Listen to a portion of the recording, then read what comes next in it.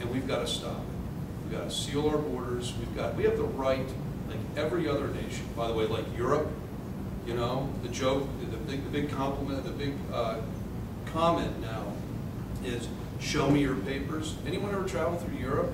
They want to see your papers everywhere in Europe. There isn't a country where you go where people don't want to see your papers. Nobody in Arizona is being told to show you papers.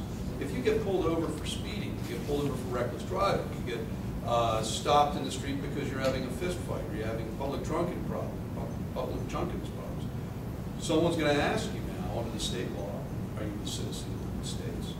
It's been on the books, I think, since 1952 that people who have immigrated are supposed to maintain on their persons the proof that they are now legal immigrants. No one's enforced it. Now there's an expectation that we won't enforce it. It's outrageous. So yes, Bill, to answer the question, I very strongly support Arizona.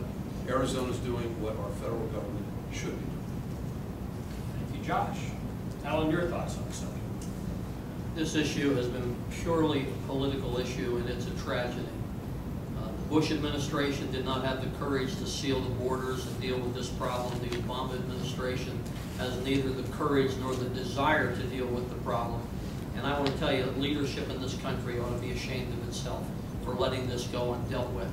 They've put Arizona and other border states in a position where they will have no choice but to pass laws like this in order to protect their people. That is the foundational job of government, to protect the people. That's what they're all about. We don't need them providing everything for us, but we do need them to protect us. I want to commend the legislature of Arizona, and I commend the governor of Arizona. What a great step they've taken. And our government ought to be ashamed, and for our president to say that it was a misguided step shows his own foolishness and shows really, I think, where he is. And as Josh said, the whole plan is to simply get the illegal immigrants in here so that they will vote the liberal way. That border needs to be secured. It can be secured either with a physical fence, a technological fence, border guards, whatever it might be, but that border needs to be secured.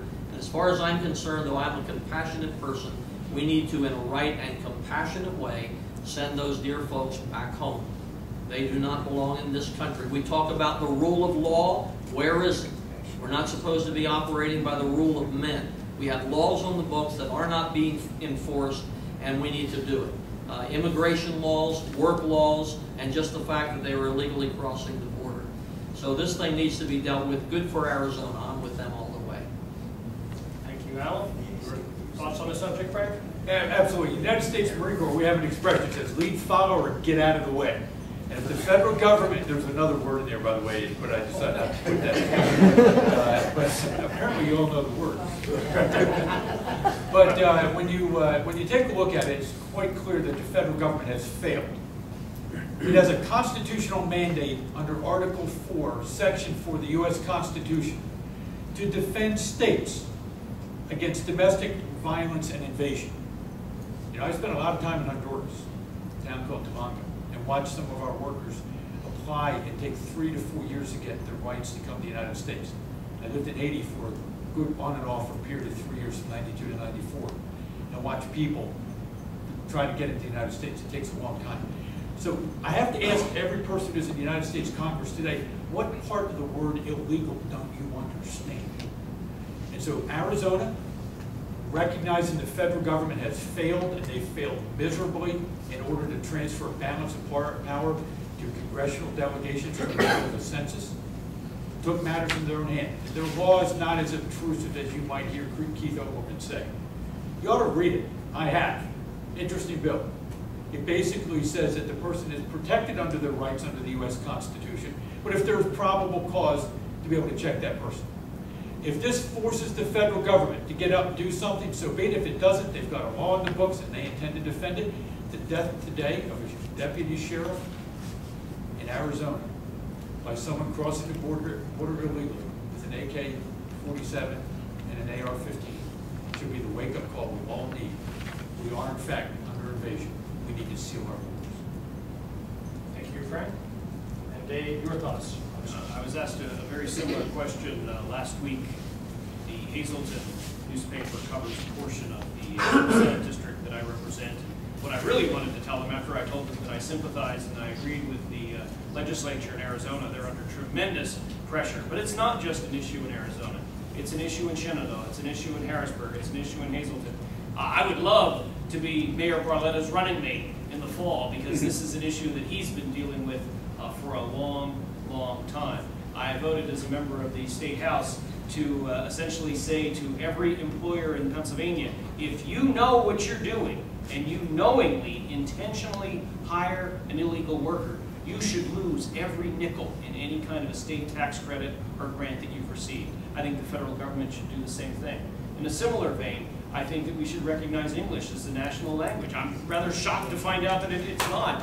My grandparents grew up, even after the family was here for 200 years, speaking German on the farm, so I can do the whole Constamikafana thing. But you know, I think it's wonderful if people can speak more than one language. My son is a German minor. My daughter is studying Spanish, and now I think she tells me she's going to study Arabic.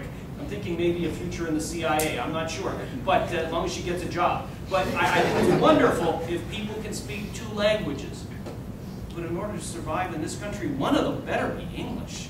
And so it's a lot more than the issue in Arizona, but I think that's a perfect case, as Frank has mentioned. Those legislators wouldn't be doing that if the federal immigration policy had not failed. And the next Congress had better do a better job than this one is. Thank you, Dave. And ladies and gentlemen, on behalf of the Dauphin County Young Republicans and the Dauphin County Council of Republican Women, I want to thank all 4 of our candidates for spending their time and sharing their thoughts with us. I want to thank everyone that's come out to actually hear the candidates, and I'm going to ask all of you to do your homework. Go to those websites, research your candidates, search your hearts, and vote for the candidate that you think will best serve the interests of this congressional district. And most importantly, once the people have spoken, all get behind the winner of the 4 of these and make sure we take out the incumbent whose name I can't mention. Thank you very much.